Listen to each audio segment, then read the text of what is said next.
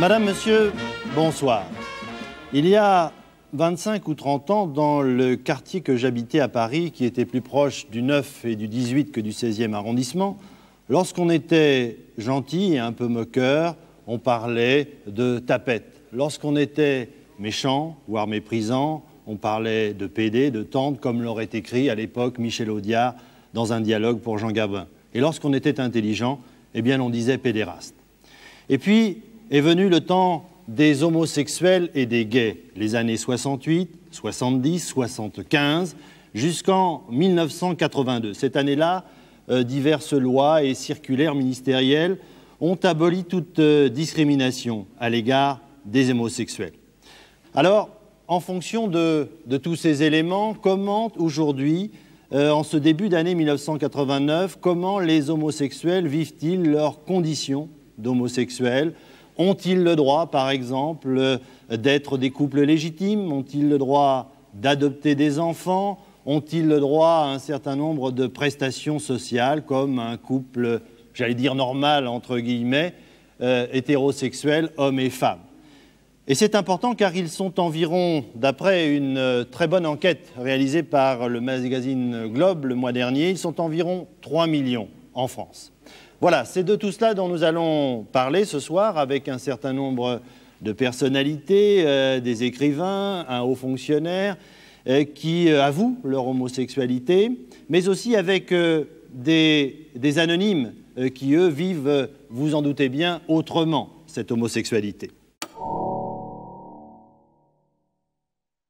J'ai bien dit tout à l'heure, nous avons parlé des lesbiennes, nous en parlerons des lesbiennes circonstancielles, des lesbiennes épisodiques, celles qui sont lesbiennes par carence de l'homme ou par excès de phallocratie. Nous sommes bien d'accord. J'ai lu un bouquin là-dessus sur l'homosexualité, un bouquin du docteur Paramel, et elle assure que cette hétérosexualité doit s'assumer, comme on assume tout actuellement, l'hétérosexualité, l'homosexualité et également la zoosexualité. Oh non, fait que elle le dit elle-même, et croyez-moi, elle est réputée. Oui. Ce qui fait que, si vous voulez, de libertinage, de permissivité en permissivité, nous allons sombrer jusqu'à l'inceste. Il n'y a pas de raison, n'est-ce pas, pour ne pas aller jusque-là. Je pense de plus en plus que s'il y a beaucoup de lesbiennes, c'est parce que précisément nous assistons à une dévirilisation massive, n'est-ce pas, et mondiale, sans aucun doute. Non, pour le petit nombre des vrais transsexuels, car je ne parle pas des faux transsexuels, des psychomaniaques, des homosexuels invertis, des travestis qui veulent se faire une transformation de sexe. Mais étant donné le petit nombre des vrais transsexuels, je pense que sur le plan social, ça ne mérite pas une loi. Et d'autre part, je crois qu'une loi aurait l'inconvénient de réaliser une publicité pour ce transsexualisme et qu'il serait capable de faire naître des vocations chez des déviants qui hésitent comme ça et qui augmenterait considérablement, ce qui n'est pas du tout souhaitable dans notre société, le nombre de ces transsexuels qui ne sont pas des vrais transsexuels, mais dont le but est parfois et surtout actuellement de créer une prostitution masculine en pleine efflorescence contre laquelle nous voulons lutter. Le sarcome de Kaposi. Tel est le terme savant d'une forme de cancer qui s'était déjà manifestée en Afrique et qui frappe maintenant en Occident. Une particularité, elle n'atteint que les homosexuels mâles, surtout ceux qui utilisent des excitants chimiques. La seule vraie raison d'un intérêt démesuré pour le sida est bien entendu d'ordre moral. J'avais lu quelque part que c'était la maladie des 3 ou des 4 H, homosexuels, héroïnomanes, haïtiens. C'était ce qu'on disait il y a 2 ans. C'est-à-dire pédé, drogué, nègre. C'est vraiment beaucoup pour les gens, quoi. C'est horrible.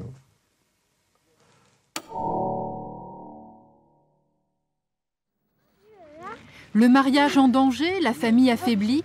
Après la prise de position d'associations familiales catholiques, c'est au tour de l'Église de se prononcer contre le Pax, qui prévoit de donner un cadre légal, notamment en matière sociale et fiscale, aux couples non mariés, qu'ils soient hétérosexuels ou homosexuels. Ce que nous contestons, c'est l'opportunité d'inscrire dans la loi française des modes de vie qui n'ont pas à servir de référence pour la vie en société. Le mariage pour tous, ce n'est pas un projet, c'est un slogan. On ne fait pas de la politique avec des slogans.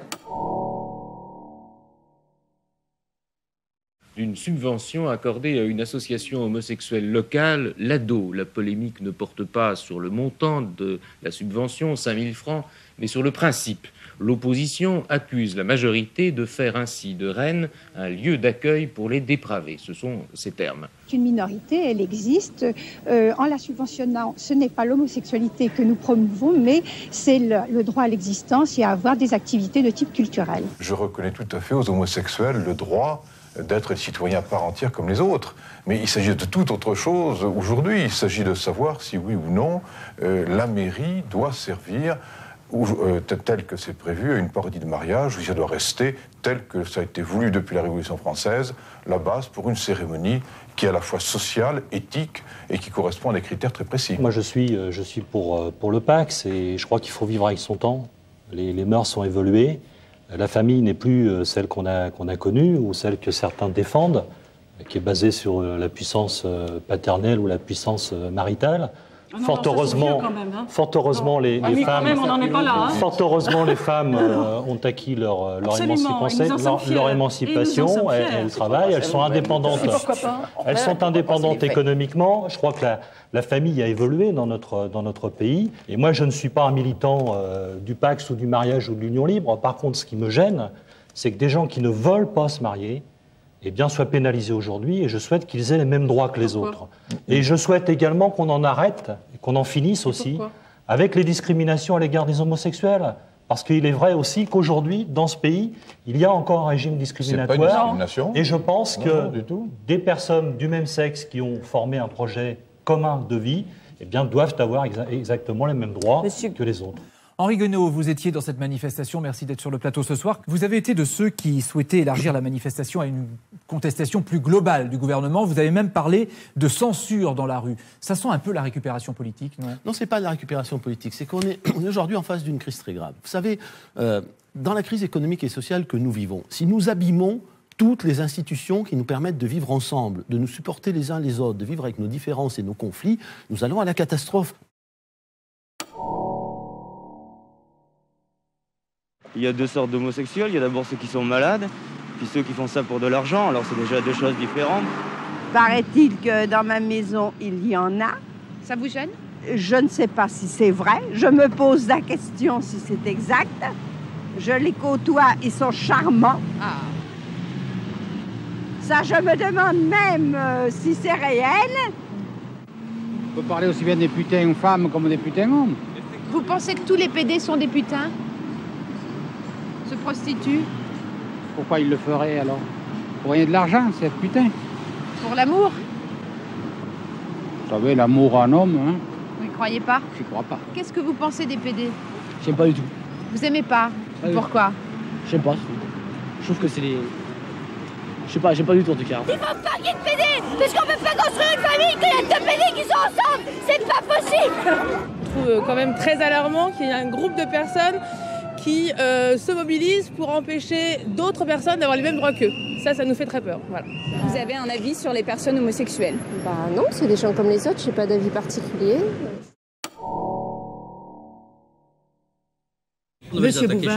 Monsieur Bouvard, je tiens quand même à vous en remercier ce soir et à vous en rendre grâce. Attendez, l'émission car vous êtes quand même le premier qui donnait à une lesbienne la possibilité de s'exprimer sur un écran de télévision. Et ça, quelle que soit la façon dont ça se passe... Le moment n'était pas venu, vous savez, maintenant je crois qu'on peut tout dire. Non, c'est pas vrai, vous êtes quand même encore le premier, je tenais à vous en... Bien, mais j'espère qu'il y en aura beaucoup d'autres. J'ai des échanges avec les hommes, et beaucoup, mais je ne vis pas avec eux, c'est tout. Mais j'ai des échanges en tant que militante. Moi, je ne suis pas que lesbienne, je suis tout un tas de choses entre-temps. Je suis syndicaliste, je suis militante politique, je suis militante, je suis tout un tas de choses, mais donc en faisant tout ça, je rencontre évidemment des hommes et j'ai des camarades. Pour moi, les hommes, ce sont des camarades et je suis leur égal. J'ai rien de tout, je suis ni moins ni plus que, je suis leur égal. Mais j'ai pas du tout envie de faire avancer les hommes autrement, c'est tout. L'homosexualité, il n'y a pas besoin de savoir, il n'y a pas besoin de dire je suis pour ou je suis contre. L'homosexualité, c'est comme ça. Depuis la nuit des temps, des hommes couchent entre hommes, des femmes couchent entre femmes. Donc, c'est qu'il y a quelque chose qui titille tout ce monde-là et que de toute façon, on n'y fera rien. Et autant vivre ses désirs, quoi. Voilà. Moi, ce qui m'intéressait, c'était d'en parler, effectivement, dans le monde ouvrier et d'en parler d'une façon, de parler de désir avant tout, avant de parler d'homosexualité. Justement, donc on va voir un extrait de ce vieux rêve qui bouge, Sodome chez Zola, hein, c'est ça ou Zola non, chez non, Sodome. c'est pas Sodome. Hein, non, ah non, parce que c'est vrai que c'est avant tout une histoire d'amour. C'est vrai que la rencontre n'a pas lieu, la rencontre sexuelle n'a pas lieu, oui, elle ne sera pas concrétisée, on tourne autour. Dans le monde sans prétention, on a mauvaise réputation, qu'on se démène ou qu'on reste quoi, tout le monde nous montre du doigt. On ne fait pourtant de tort à personne, si on est un gars et qu'on aime un homme. Mais les braves, j'en aime pas que l'on met ailleurs que notre queue. Non, les braves, j'en aime pas que l'on met ailleurs que notre queue. On aime une fille ou un gars, cela ne vous regarde pas. Il faudra vous faire une raison de la chose.